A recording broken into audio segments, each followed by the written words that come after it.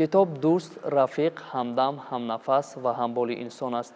درود بینندگان عزیز، در کتابخانه ملی جمهوری تاجیکستان دور نهایی آزمون جمهوریوی فروغ صبح دانای کتاب است برگزار شده ایستاده است و امروز ما تصمیم گرفتیم با یکی از اشتراکچیان دور نهایی آزمون جمهوریوی فروغ صبح دانای کتاب است عظیم خوجا بهاءالدین صحبتی داشته باشیم. خب عظیم خوجا، شما را به برنامه خوش آمدید میگیم. سلامت و خانواده باشید. خب عظیم خوجا، بیاید سراول بگویید که اندیشه شما راجع به آزمون جمهوریوی فروغ صبح دانای کتاب است، همچون اشتراکچی دور نهایی آزمون فروغ صبح دانای کتاب است، چگونه است؟ آزمون جمهوریوی فروغ صبح دانای کتاب است امروز در سراسر کشور عزیز ما تاجیکستان عزیز یک تلاطم ادبی را به میان گذاشته است، زیرا بدین وسیله میتوانند جوانان صاحب استعداد از تمام مناطق کشور دانش و ملکه خود را بدین وسیله سنجند، هنر خود را نشان داده باشند و به واسطه میتوانند هنر خود را تا چقدر بلند بودن نشود میتوانند در آزمون نشان دهند. بله، واقعا هم طول دو روز می شود که ما مشاهده می نماییم کودکان و نورسان، کلانسالان خیلی زیاد توجه به کتاب و کتابخانه دارند. از اینجا برمی آید که مردم سربلند تاجیکستان عزیز ما کتابخانه و کتاب دوست هستند، زیرا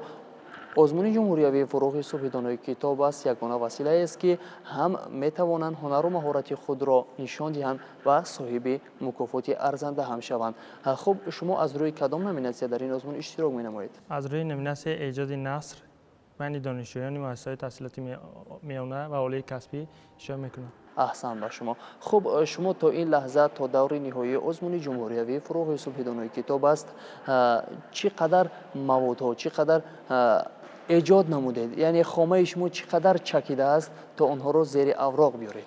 از روی نظامنامه آزمون که ترتیب داده شده است باید 5 حکایه، 5 افسانه، یک پاویس، یک درام، 2 اسه پیشنهاد میشد و ما در دور نهایی که در آنجا سزاوار جای سوم گردیدیم و کلی البته از روی نظامنامه عمل نمودیم و در دور شهری باشد تعداد آن را به 7 افسانه 7 حکایه رسانیدیم، دیگر باقی از روی نظامنامه و در آنجا سزاوار جای دوم گردیدیم و حالا تصمیم گرفتیم تا در دور جمهوریوی 10 حکایه، 5 افسانه، 2 اسه، یک پاویس، 2 درام را پیشنهاد اعضای حکمان گردانده باشیم. تشکر.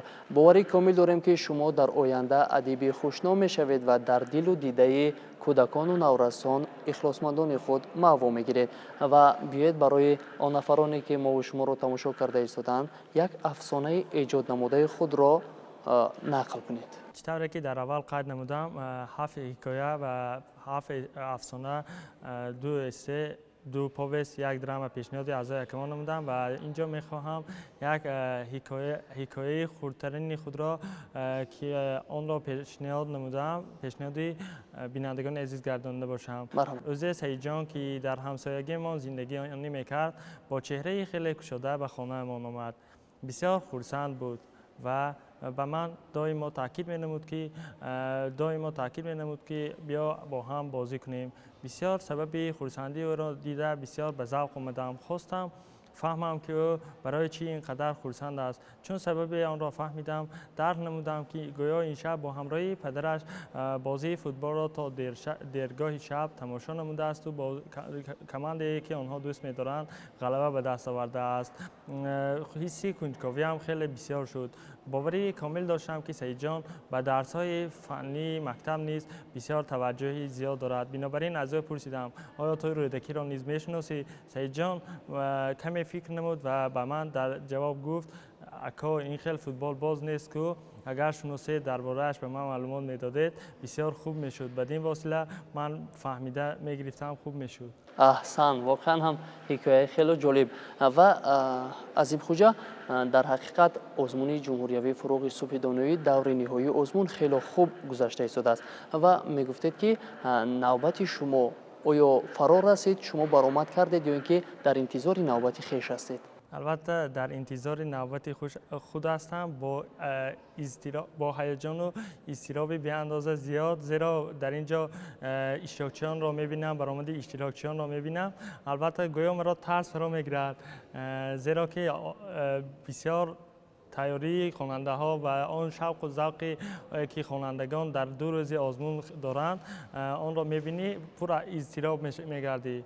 خب واقعا هم فعالان نفران دانشمند خیلی زیاد هستند و ولیکن آزمون است باید که از میان آنها بهترین ها انتخاب کرده شوند و سزاوار جای نمایان گردند و واقعا هم شما در برابر ایجاد کردن آثار نثری من اطلاع پیدا کردم که شما هم نظم ایجاد میکنید.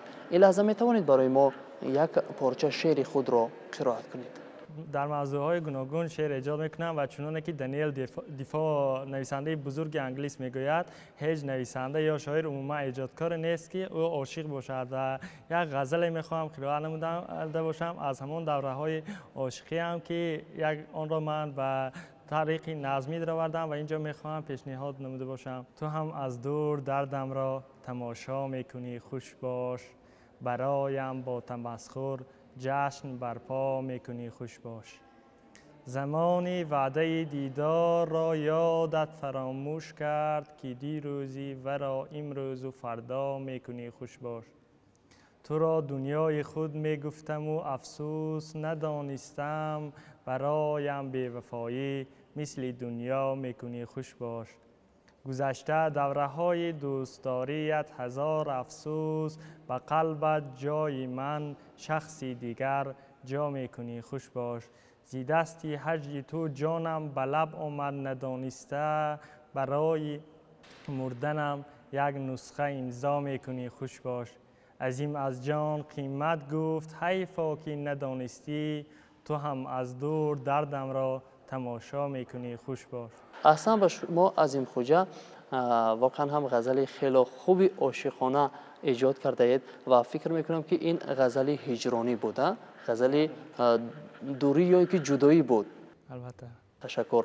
و ما تمنای آن رو داریم که شما در دور نهایی آزمون جمهوری فروغ صبح دانای کتاب است غالبیت را به دست بیارید. عرض سپاس خود را به شما میرسانم. بله عظیم خوجا، واقعا هم در راه ایجاد نظم باشد یا اینکه نثر باشد هر یک نفر باید که راهنما و استاد خود را داشته باشد. میگفتید که در راه ایجاد نثر شما کی را استاد خود میدانید؟ بله، چطوری که شما قید نمودید شخص آن وقت به قله مراد میرسد که در نزد خود یک استاد یک شخص داشته باشد که او را همیشه به سوی کامیابی ها موفقیت ها راهنمایی نماید. در این واسطه به ما استادان چون به ایجاد نظم که در اول سر و کار داشتیم استاد خیراندیش به من فکر و ملاحظه های خود را بیان می نمودند و حالا که به نثر مدت سر و کار داریم استاد سراج الدین اکرامی به واسطه با فکر و ملاحظه های خود را به ما میگویند و ما نیز از فکر و ملاحظه های آنها استفاده میبریم و چنانه که میگویند هیچ انسان به کمبودی نیست و کوشش میکنیم کمبودی های خود را اصلاح نموده باشیم.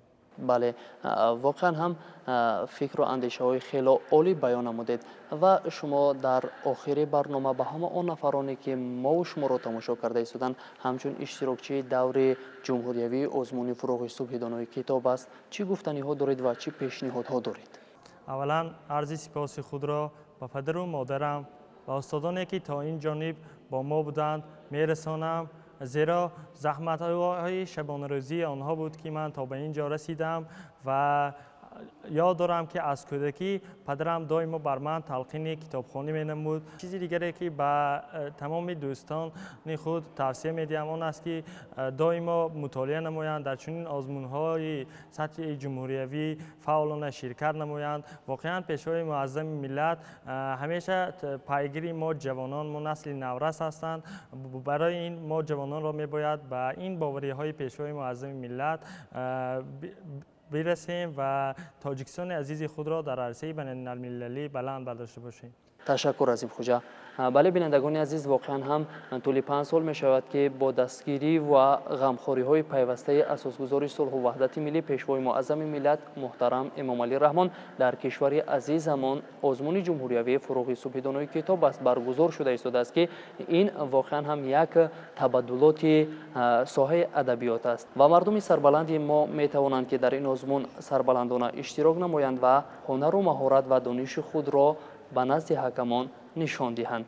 бинандагони азиз, ёдрас мешавем ки муассисаи давлатии телевизиони кӯдакони наврасон Баҳористон ҳамарӯза шуморо аз ҷараёни озмуни ҷумҳуриявии фурӯғи субҳидонӯи китоб аст, яъне даври ниҳоӣ огаҳ месозад. ҳамеша бо Баҳористон бимонед. дар ин ҷо суҳбати мо бо иштирокчии даври ниҳоии озмуни ҷумҳуриявии фурӯғи субҳидонӯи китоб аст ба поён мерасад. ба ҳамаи шумо сарбаландиву саодатмандӣ таманно дорем. хайр.